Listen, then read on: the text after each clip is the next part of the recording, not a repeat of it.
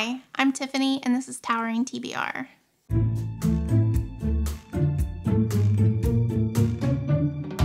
So today is the start of my Booktube Prize judging vlog. The Booktube Prize, if you don't know what it is, I'll link it in the description below. But it was started 5 years ago to kind of give more people a voice in determining what were the best books of the year. Most awards are usually decided by a panel of, 5 to 7 judges.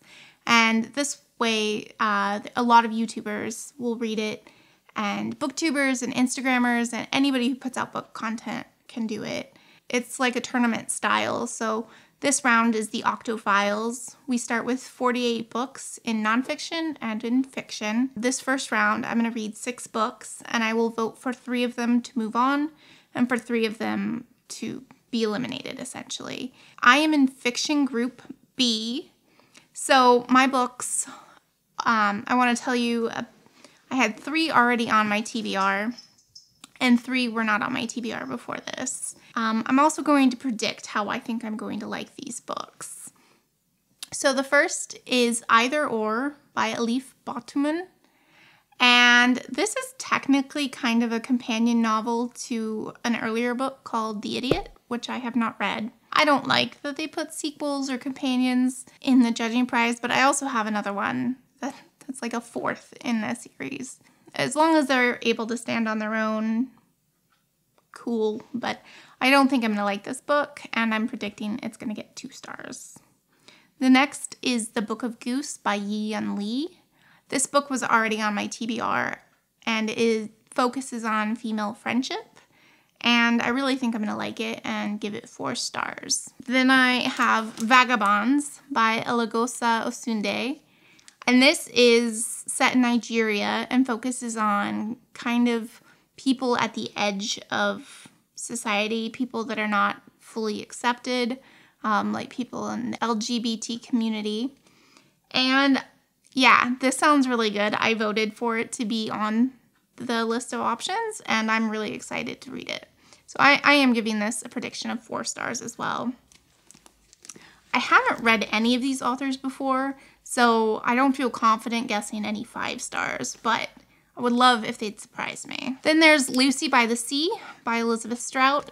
This is the one that's like the 4th in a row, following the same characters. And quite honestly, just reading the back of it, it just sounds like a family story. So I'm being conservative and guessing that it would be a 3 star. I think without all the other information, I'm nervous it might not stand on its own. So I'm predicting be 3 stars.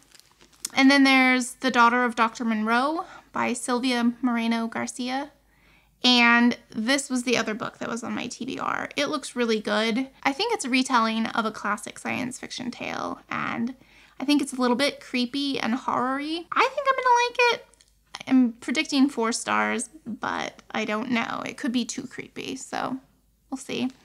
And the last book in my category is Take Me Home by Dolen Perkins-Valdez.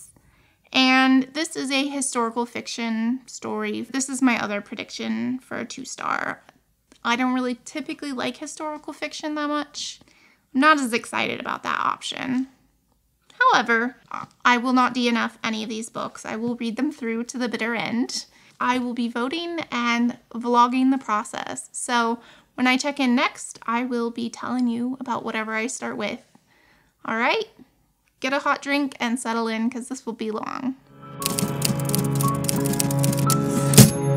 Hey, so it is February 9th. I have since picked up The Daughter of Dr. Moreau by Silvia Moreno-Garcia, and I have read about 57%, so a little more than halfway through. I'm not sure if it's like a retelling or if it's more an homage, but because I haven't read the original, I don't know how it's going to end. I am on the edge of my seat. But unfortunately, the daughter is in a position where their patrons, the people who are paying for their funding, basically don't want to do it anymore and are losing interest. And so the doctor thinks that if he could get one of those people to marry his daughter, that they'd be kind of like set for life. But it feels really creepy and weird. And there's another rival who works for her father and has known her since she was 14, and he's at least 15 years her senior. It's feeling gross. Like, I'm not really rooting for anybody. Like, the daughter is, you know, kind of naive and brainwashed a little bit. I am feeling like there could be a twist. They keep hinting at some things that I am making some predictions about. But since I'm already halfway through the book, I won't say what they are, because if I'm right, then it would spoil it. I don't really like the characters. They all feel really one-dimensional. And yeah, I kind of don't care. That sounds bad, but yeah, this book is not going like I thought it would. But I said I'm not going to DNF any of my prize books, and I won't. So I will read it through to the bitter end.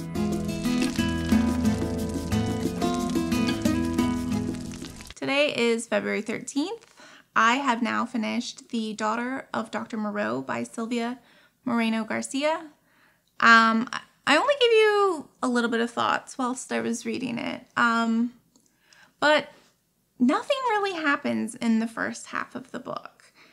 So at the end, there is a note that said this was inspired by the island of Dr. Moreau. It's only kind of loosely inspired. So in the beginning, we get alternating perspectives from Carlotta and Montgomery. Montgomery is her father's assistant. He came and joined where they live when she was 14, and the doctor is working on creating hybrids, splicing DNA, and creating chimeras that are stronger than the original. So for the first half, pretty much nothing happens. You're learning these characters, you're learning about the hybrids and getting to know the characters.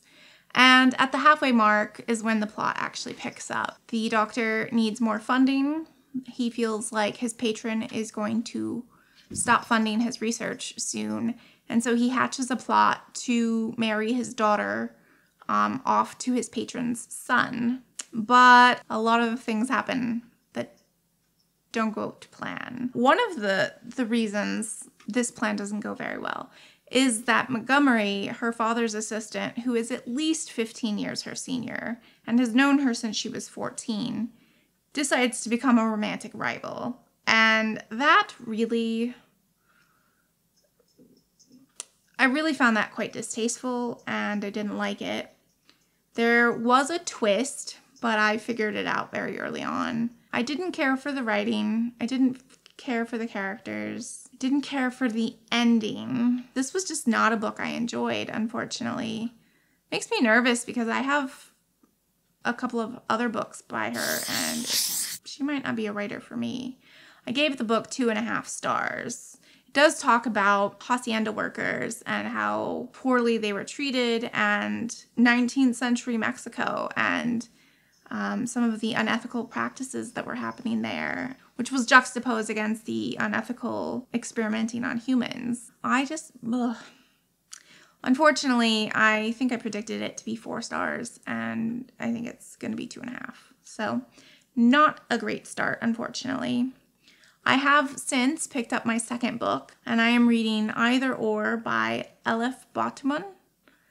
And this is technically a sequel to her book, The Idiot. But I haven't read that, so I'm only judging this book on the merit itself. I don't think I'm liking it either, unfortunately. It's very much millennial fiction, hot mess person can't get their life together, and it's also written somewhat experimental. There was just a random list of things she and her roommate would talk to each other about. I'm only about 15% of the way through. I will reserve my judgment until I finish it. This group is not turning out to be quite as good as I was hoping. But we're only on book 2. I will update you when I have read more.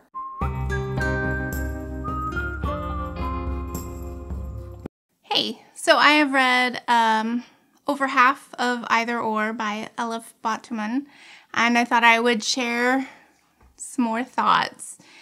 So in this book, we're following Dolen. She's a second-year student at Harvard, and she mostly just reads books and dissects them along with like song lyrics and like random dialogue in her head. It seems very unorganized and very self-centered. At one point, she's listening to the Alanis Morissette song Head Over Feet. She first corrects the idiom because it's head over heels, and that's she comments on that. And then the quote was, "Head over feet is like the customary way people are. It's the way of bipedalism."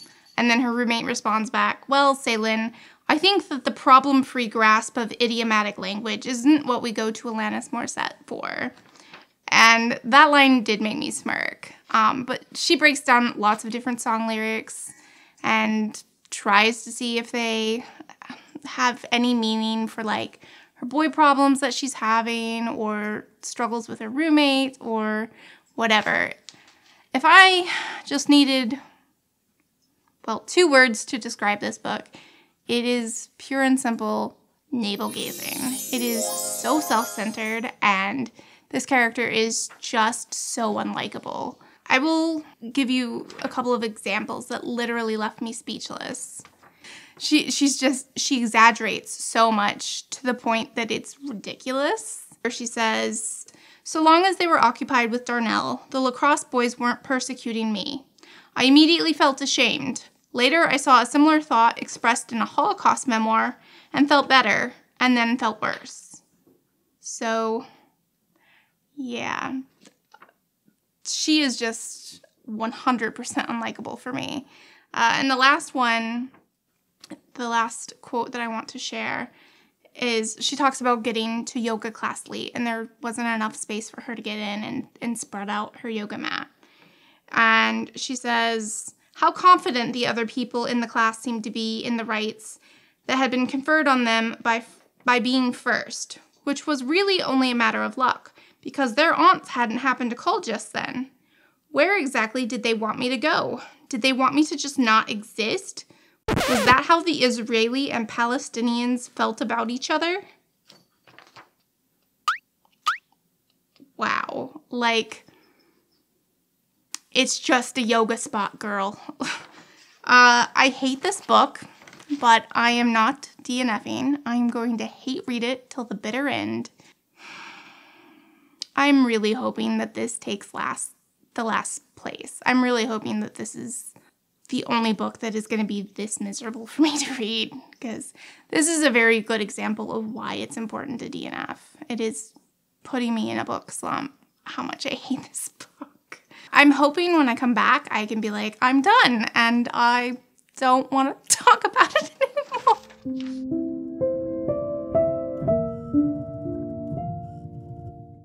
Hey, so I finally finished Either Or. I actually finished it several days ago and have been giving myself a break in between judge books.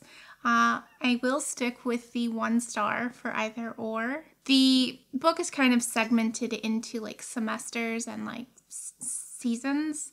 And the last quarter is the summer season. And she actually starts traveling. And I thought, oh, wow, plot maybe. Maybe this could be interesting. But she is the most passive character and lets herself into some really weird and dangerous situations. I absolutely hated this book. I know there are people out there who are gonna like it, but it's not me, and I'm the one that's judging. So, gonna give that a 1 star. But I'm going to be starting The Book of Goose by Yiyun Lee, and I'm actually tentatively excited for this. This was a book that was on my TBR prior to the book prize, so I'm really hoping that I can enjoy this one.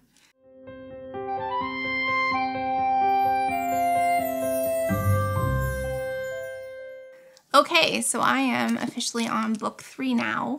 I have read 145 pages of The Book of Goose by Yiyun Lee, And this is a story that is following two young girls.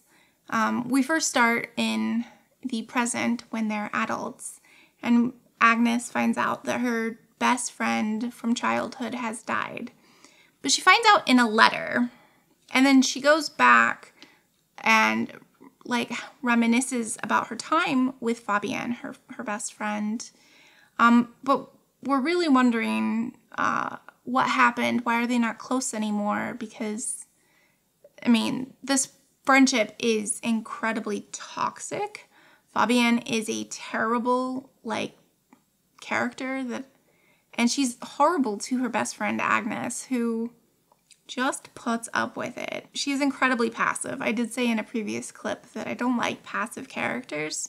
So right now, I don't like either of the characters. However, I am enjoying the writing, and I am enjoying the journey. When she's remembering her time with Fabienne, she goes back to when they were 13. They have befriended an old man whose wife has died, and they decide to write a book and ask this man to help get the book published. And it actually is happening. But the man also has ulterior motives, and so nobody's likable. I wanted to give a couple of specific examples of why I think Fabienne is just this terrible character. Fabienne laughed, and I shivered with excitement. For others, that laugh might sound as silly as any girl's, but no one who knew her as well as I did. Fabienne laughed only like that when she was planning to amuse herself, hurling a cat on the top of the roof, crushing a bird's nest in her palm, or telling a nasty joke about her dead sister Jolene. Once, when I was meeting her after school, she ambushed me and pushed me into the creek when the ice had not yet gone. Her shrill laugh was the last thing I heard before the rushing blood and the thawing creek filled my ears with rumbling. So she will hurt animals to amuse herself, and she's constantly putting down her only friend. Another one that says, they have this codependent relationship. They have published the first book, and Agnes is now going to go to Paris to promote it. And what about Paris? How should I carry myself there? I asked. She said Monsieur Deveau would take care of that. When I asked him, he told me to just be myself. That was of no use to me. I could only be myself when I was with Fabienne. Can a wall describe its own dimensions and textures? Can a wall even sense its own existence, if not for the ball that constantly bounces off of it? So she feels like she isn't a person except in relation to Fabienne. And yeah, but obviously, she finds out about her death secondhand, so they're obviously no longer close. I think Fabienne is probably going to do something terrible. That is just kind of the foreboding sense I get, but I don't really know what as of yet. She has already done a terrible thing, but I don't want to specify what that thing is because I'm almost halfway through, and so I don't want there to be any spoilers. I am enjoying this book more than the other two, at least currently, so we'll see. I should mention that this is also historical fiction and is set in the 1960s, and then the flashbacks to when they were children was in the 1950s. So I didn't realize all my books were going to be historical, but that's okay.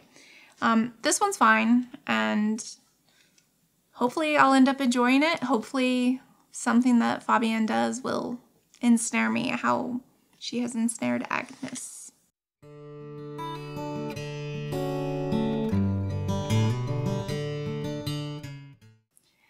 Hey, so just a quick update. I have finished the Book of Goose by Yiyun, and I'm going to give it 3 stars. I was enjoying my time with Fabienne and Agnes, but ultimately the ending was kind of a letdown, and I thought it was interesting how they portrayed it as potentially like a love interest. But yeah, I mean, I enjoyed the writing, but I think it's pretty forgettable, the story. And yeah, I was curious about why Agnes finds out about Fabienne's death, but they just grew apart. Like, nothing, no big shocking thing, no failures. So yeah, I'm gonna give this a 3-star, and that is the highest rated book we have so far.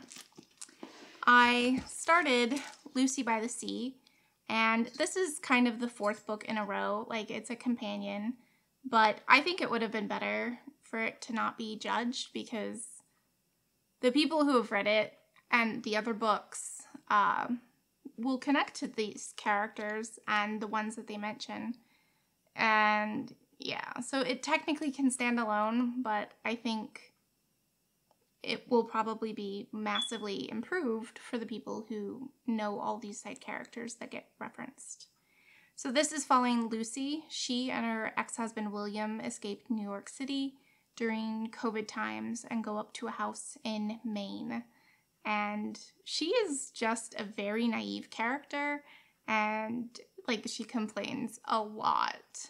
And I'm not sure she's supposed to be this naive, because like, she's a grown adult with adult children. Like, I feel like she should have had more life lessons, but she's so surprised and put off by the pandemic and kind of thinks everybody's like overreacting in the beginning. And yeah, she's not the most likable character, but it's interesting to read about the pandemic from this perspective. Yeah, that's all I've got so far. I've read about 100 pages, so I will update you when I've read more.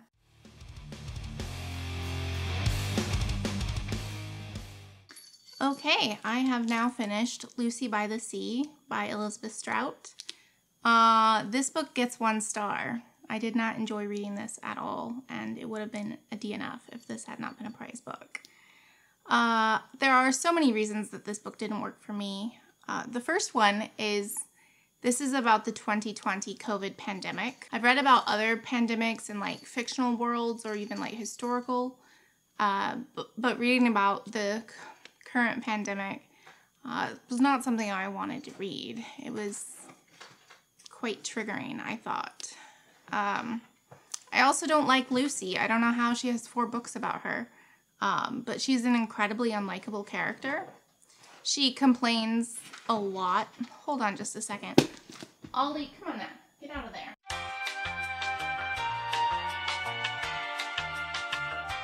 She's incredibly unlikable. She complains a lot, and she also feels really naive. She keeps talking about, I never saw it coming. I never saw any of it. I couldn't understand it. And even as like people were dying, she said she still didn't really get it. And which just made her kind of weird. Also, she refers to her childhood a lot and that she grew up poor, and I think maybe her mother was abusive. So she calls out to a made-up mommy that she has in her head, like, what should I do, nice mommy? And then she just, like, gives herself advice. That got old really quickly. She's done that a lot. And also, I think referring back to her childhood and whatnot, also just, this doesn't stand on its own. Like, there were so many references to, like, Olive Kittredge, which I know is one of the other books, and other characters who maybe either got COVID or died from COVID, and they're, like, side characters from other books within the series. But I didn't care about those people. I didn't have, you know, all the goodwill from all the books. I also thought her relationship with her ex-husband was incredibly strange. He cheated on her and then they got divorced. And in this, they get back together to, like, do lockdown together. And, like, I'm sure there was a lot of complexity and a lot of facets of their relationship that I would have enjoyed this book more if I had known. So, yeah, not likable. Doesn't stand on its own. I don't like the writing style. It's incredibly informal, and it really would take me out of the book. So I'm just going to read you a paragraph. Margaret stopped to talk to a number of people we passed, her eyes twinkling as she spoke, and I saw that she asked about them, about their mothers and children and things like that. She was a minister, after all, and she did seem to be good at it. I saw that she was a really good person, is what I am saying. That "and is what I am saying" is used a lot. And yeah, it just, nothing about this book worked for me, unfortunately. I didn't like the characters. I didn't think it could stand on its own. And I didn't like the writing style. So yeah, this book is going to get to fight it out with either or for bottom spot, probably. They're both 1 stars, and I didn't enjoy reading either of them. So yeah, maybe they're tied. Maybe they're going to be tied for last place, because no way am I sending this book on. Again, this book might be for some people, but it didn't work for me. I have 2 books left to read. Vagabonds by Eloghosa Osunde and Take My Hand by Dolen Perkins-Valdez. So I will be reading one of these next. I think this one, because I just got the audiobook. So I think this is what I'll be choosing. And yeah, this has been kind of a difficult, and I really hope it's helpful.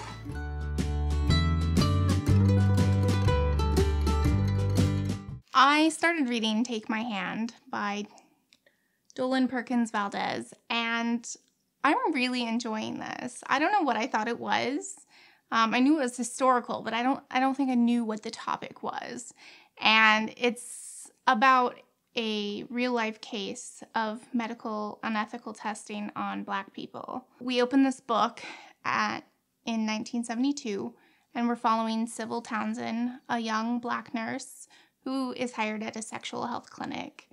Part of her responsibility is to go out to rural patients' homes and administer the injection Depo-Provera for birth control. It's not until after she's injected these 2 children that she finds out that neither of them are sexually active, and one hasn't even started their period yet.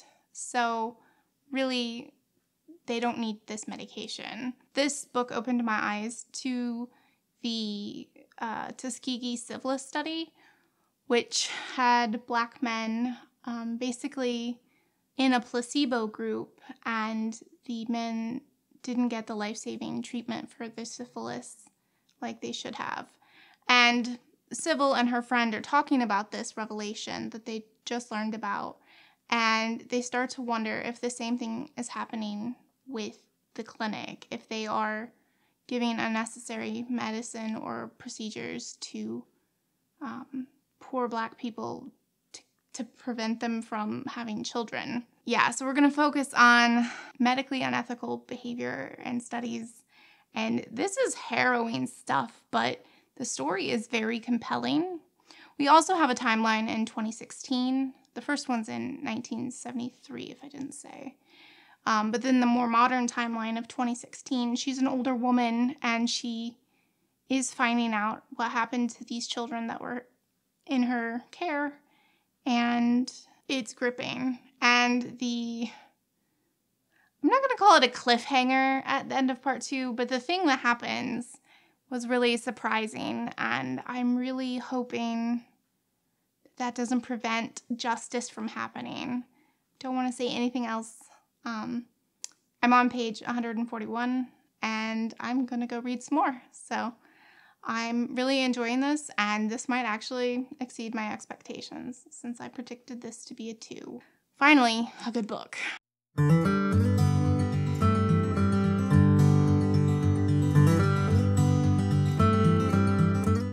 So I have finished Take My Hand by Dolen Perkins-Valdez, and I'm going to give this 4 stars. This is the first book that I've enjoyed, and the first book that has exceeded my expectations. I think I predicted this a 2, but I don't think I really knew what it was about. So we follow Sybil Townsend as she treats some rural patients who are 11 and 13. We find out that they are having procedures done on them without their consent, and she is kind of the whistleblower and fights to protect these girls and prevent what happened to them from happening to other girls. The only reason I gave it a 4 instead of a 5 is because Sybil, when she meets these girls, immediately gets really attached in a way that feels really extreme. And when she's called out on it, she doesn't seem to have like a really good excuse. And I'll give you some examples. She gets them set up in public housing because they were basically living in this unlivable shack. And he says, "Are utilities included with the rent?" And she said, "Oh yes, everything except the telephone. If they want a telephone, they have to pay for it themselves." And she smiles and said, "It would be nice if I had a telephone so that I could call and check on the girls." This is literally after only meeting them twice. There is use of the R word, but we are set in 1973, which would have been accurate. However, that was really jarring to read in a book that was published last year. She also says, "I tried to be a mother to those girls. I tried to do what his wife would have done." And it's like, why? Why are you a mother to these patients that you, obviously care for? But she's like always breaking the boundaries. Like the first time she meets them, she cuts their hair without permission. There are times when the girls would say like, "Oh no, grandmama wouldn't let that happen or wouldn't allow that." And she'll be like, "Nah, it's fine." It's like, who are you? And why are you trying to be a mother to them? She talks about going into the father's room while she had checked on the girls and like talks about like kicking his dirty underwear to the side and picking up a picture of the wife who is not alive anymore. Yeah, she says, "I saw a picture of your wife once in your room. I know I shouldn't have been in there." And then he gets mad about it. And he says, "You didn't have a right." She's like, "I said I was sorry." It's like, that doesn't fix it. Like, so after the book is resolved, the grandma is trying to get rid of this girl, or this young woman. And she says, "Sybil, the girls will be fine, but I want you to move on with your life." Move on? I didn't understand her words. How did one move on from family? Didn't she understand that family was so much more than blood? It was shared experience and history and pain. Those girls were as much my family now as they were hers. So that's at the end of the book, where Sybil has known the girls for at most 2 years. And she's saying that she has just as much a right to want to be with them as the grandma who has known them their whole lives and is blood related to them and has been raising them since their mom died. Like, so because I felt like she was so extreme in getting involved and insinuated into these people's lives, she didn't feel real to me. She definitely felt like a character who needed to do that so we could get more information. And so for that reason, I'm giving it a 4. But it's still incredibly important.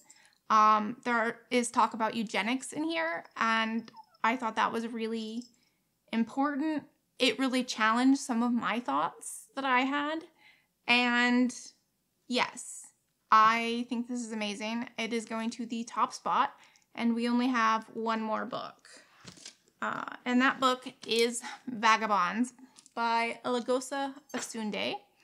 I have got the Audible audiobook now, and it is a full cast audiobook. So I'm really looking forward to this. It's also the shortest book, I think, on the list, or one of the shortest. So hopefully I can be ending this vlog pretty soon. So I will come back to you when I have some thoughts on Vagabonds.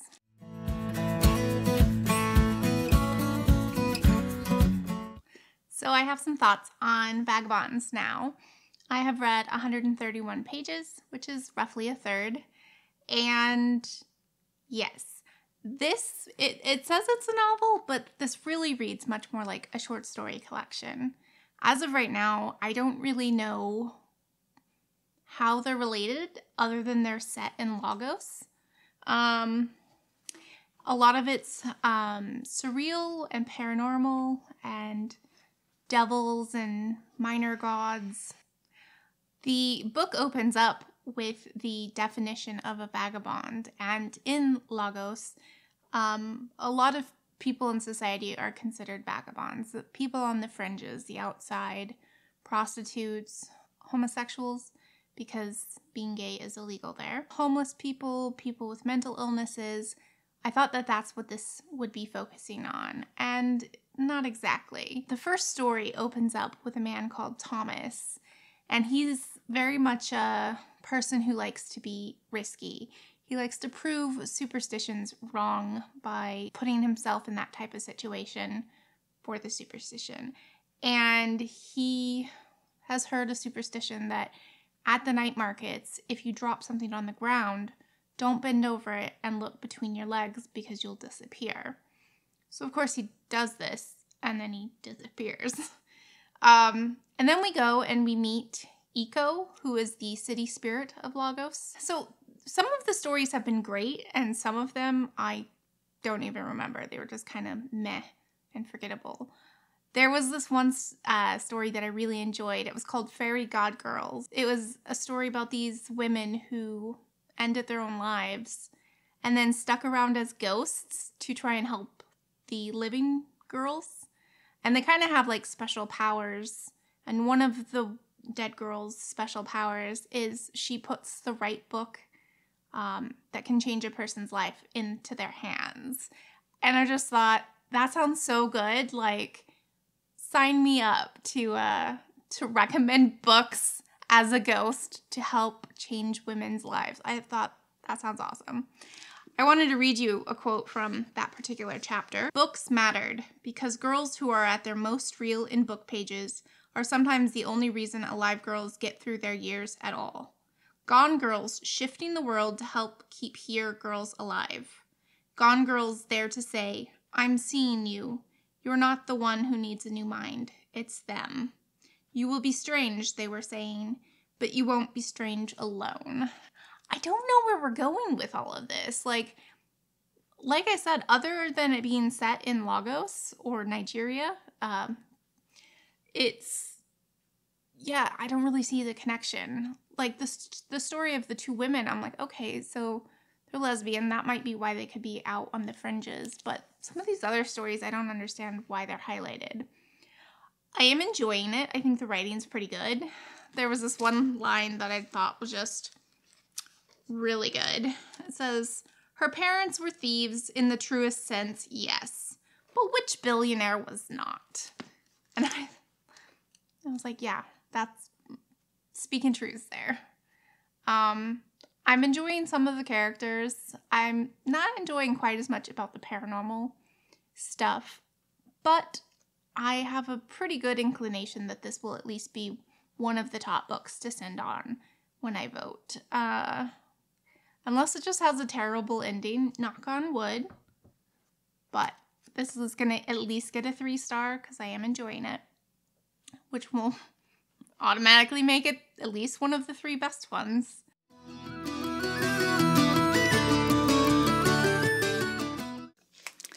Okay, I have finished Vagabonds. This actually turned out to be pretty great. Once I viewed it more as like short stories or like an ensemble cast kind of book, I enjoyed it a lot more. They focused quite a bit more on the homosexual community, and they talked about the fact that Nigeria passed a law in 2014 that criminalized homosexual relationships, not just sodomy, but just being in a relationship with someone of the same sex. We got to hear a lot of their stories, and in the end, a lot of them did interconnect, and I thought it was really impactful and well written, and I liked most of the stories. So I'm going to give this 4 stars. One thing is apparently Nigeria has a large Christian majority that were pushing, for these anti-homosexual laws. And one of our characters, he's grown up in the church, and it says, God hates boys who love boys. And then he says, God, please, if you cannot take this thing away from me, please kill me. Please kill me. Please kill me. I am tired of fighting you. And that just really hurt my heart. And, you know, he's not the only character to feel that way. Lots of characters felt really split by their identity and also their religion. Overall, I thought this was pretty great. I have now submitted my votes to the prize. I will find out what the results are and update you. But here's how I voted. In 6th place, I had 2 books that tied for 1 star, and I really had a difficult time not letting them just be tied for last. But we can't do ties. So in 6th place, I'm putting Either Or by Elif Batuman. I didn't care for this at all. I didn't even think it was well written, and I would recommend it to nobody. The 5th place spot goes to Lucy by the Sea by Elizabeth Strout. This also got 1 star from me, but I think that if you've read the previous novels, you might like it. For me, starting with the 4th in a companion series, it didn't hold up on its own. And yeah, for that reason, I couldn't give it more than 1 star. In 4th place, I am putting The Daughter of Dr. Moreau by Silvia Moreno-Garcia. This got 2.5 stars, and it had some good information and it had some good writing, but it wasn't for me. I think this book might be successful for other people, but I didn't enjoy it. And finally, the top 3, the 3 that I voted to go on to the next round. In 3rd spot, I put The Book of Goose by Yiyun. This was written incredibly beautifully, but the characters were only kind of so-so, and the plot was slow. So I gave this 3 stars. I'm a little bummed to be sending this one on because I don't love it. Both the remaining books got 4 stars. But in 2nd place, I'm putting Take My Hand by Dolen Perkins-Valdez. This was an amazing story on a nurse being a whistleblower for unethical treatment towards Black poor women and children. It was incredibly compelling, but the reason I think Vagabonds gets 1st place is because the characters were just so much more likable in Vagabonds. Granted, there were so many, so it made it easier. But yeah, I have Take My Hand in 2nd place, and in 1st place, I'm putting Vagabonds by Eloghosa Osunde. I'm excited about the 1st and 2nd place that I'm sending on, and a little bit middling about the 3rd. I will update you one last time to tell you what actually won, what actually is going through, and my thoughts and feelings about it.